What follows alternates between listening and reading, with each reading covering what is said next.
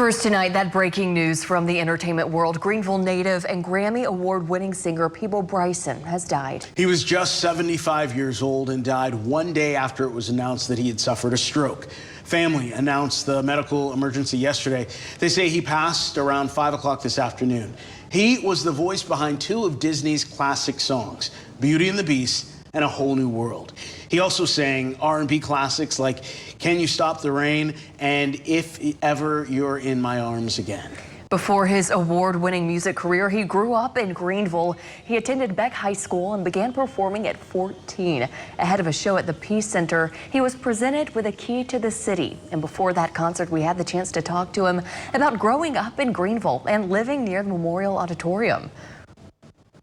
I got a chance to see a lot of extraordinary artists and listen to a lot of extraordinary original music in its original state. And that inspired me probably more than anything else did, and that the impact that they had on an audience. In a statement tonight, his family said in part, quote, "While our hearts are broken, we find comfort in knowing how deeply Peabo was loved and how many lives were touched by his voice and his generous spirit. His legacy in music will live on for generations to come." And what a beautiful voice he had. We are joined now by our Nate Stanley. He spoke with Greenville Representative Chandra Dillard about the legacy that Peabo Bryson leaves behind. Nate.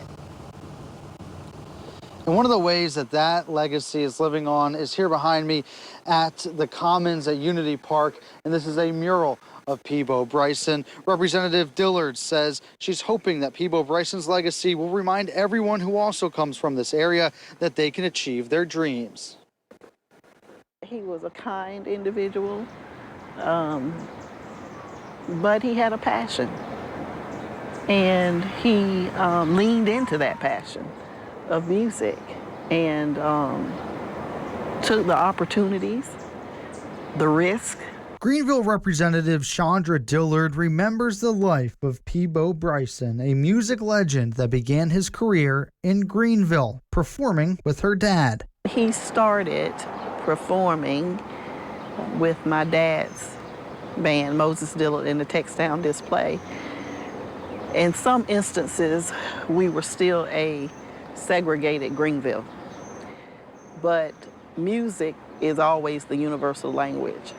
And so through that music, they were able to bring people together. The ability to bring people together through music, she says, helped him shine on the world stage, earning him Grammys. You can close your eyes and hear him sing, and you know that that's Peabo Bryson, that his voice is just that unique and beautiful. But she says he still kept his heart at home. He never forgot the people who were instrumental in his early life, people that he really had a genuine relationship with. That home, Dillard hopes, will see his life as motivation. To know that someone local, did it, made it happen, they can too.